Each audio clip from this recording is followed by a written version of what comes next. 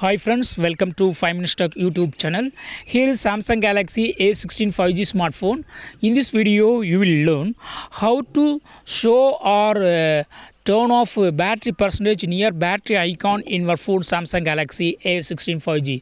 See here, this is battery and battery percentage is showing here 80%. Okay, so turn it off. What you will do, just go to the settings of your phone here, then go to battery, and here you will find show battery percentage. Just to turn it off so that battery percentage will not be showing, only battery icon will be showing in the status bar of your phone. Okay, suppose if you would like to show the battery percentage near battery icon, what you have to do is again you have to go to the same settings, then go to battery and just to turn on that button, show battery percentage, so that battery percentage will be showing always near the battery icon. Okay, so in this way you can easily turn on or turn off show battery percentage in your phone Samsung Galaxy A16 5G. That's all friends, thanks for watching, bye.